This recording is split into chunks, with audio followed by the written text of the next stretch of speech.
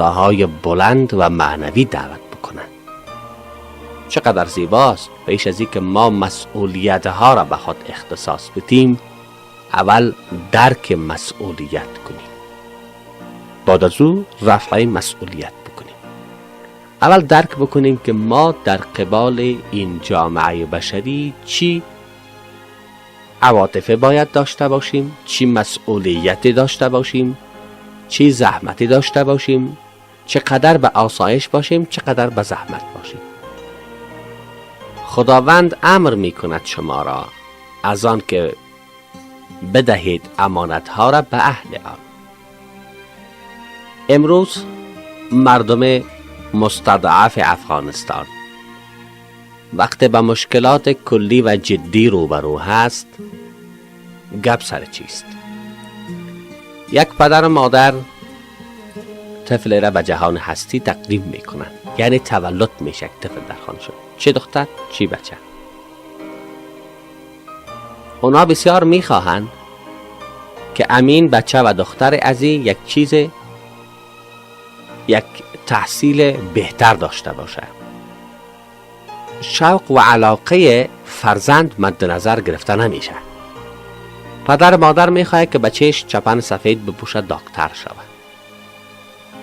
بچه خودش خوش است که یک دیپلمات شود، یا بچه خوش است که یک انجینیر شود. اما مادر و پدر در پست ازی در آمده که تو باید معلم شوی. اینجاست که تناقض صورت میگیره، ضعف روحی به وجود میآید. وقتی ضعف روحی به وجود آمد این آدم نه انجینیر درست میشه نه معلم درست، معلق گذاشته میشه. چرا؟ این در وجود از این خواستش با روحش با خواسته های شما و اجتماع در تضاد است. هیچ وقت انسان که او به اصطلاح انتحار معنوی شود او نمیتوانه که به درد بخور باشه. یعنی 50% زندگی کردن این مرگ است برای یک انسان. انسان باید در کلیات 100% زندگی بکنه.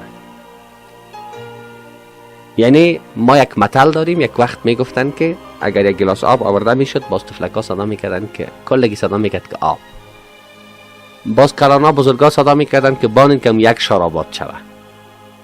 حال یک شار آباد کردن یعنی چی؟ یعنی هر کسی که هر چیز خواسته نظر به عمق قوت و توان استعداد خود وقتی در وجود خود چیز را مطالعه میکنه باز بعد از او کارا را باید پیش ببره. اینال اینمی که فرزند در خانواده و جهان هستی تقدیم میشه وقتی مکتب را خلاص میکنه.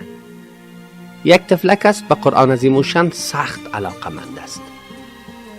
برای از او راه های قرآن را باز کنین که بخوانه و او درجه دکترا و یا نبوغ خود را در امون قرآن بگیره. یک نفر میخواه که سلمان شوه، شما دروازه سلمانی را به او باز بکنین که او دکترای خود را به سلمان بگیره. به امین گونه هر کس در هر چیزی که یک عشق و محبت داره که رقم مهر و وفا در وجود هر انسان به اوج کمالات عالی انسانیش میرسه و محبت داشتن به یک چیز میتوانه انسان به او چی یا علم و یا کس او را یک جا بسازه.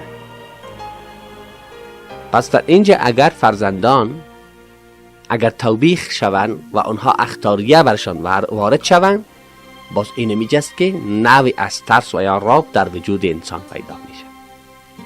حال خداوند ما را منع میکنه از او کار. خداوند میگه بر ما میگه من امر میکنم که تو امانت به اهلش بدی. چیزی که توانسته از افغانستان ورشکست بسازه مسائل نژادی و قومی هست. امروز شما در هر وزارتخانه وقتی که میرین وزیر عمان وزارت میبینین و از او به بعدش ببینین که تا تقریبا رؤسایش و اکثرا از همون مردم است. بسیار کم مردم اگر تفاوت داشته باشه یا بخیت یک دل جداگانه هست. در جداگانه به این منظور که یک نفر وزیر میشه چهار طرف خود از خود پر میکنه به خاطر منفعت شخصی خود که خودش کدام وقت ورشکست نسازن نکشنشه. تا این حد گروه و گروه‌بازی در بین مردم افغانستان زیاد شده و این منبع بر چیست؟ به ایست که ما اساس زندگی را به قرآن نگذاشتیم. مثل که یک وقت یک کس را از یک جای آورده بودن که او اصلا مچم قالین فروش بود، چی کاره بود او را آورده بودن در یک سطح بسیار بلنده که ستون فقرات یک مملکت معارف تشکیل میده و اردویش تشکیل میده، در اون یک جای را گذاشته بودن. امون بود که دیگه بدبختی ها شروع شد.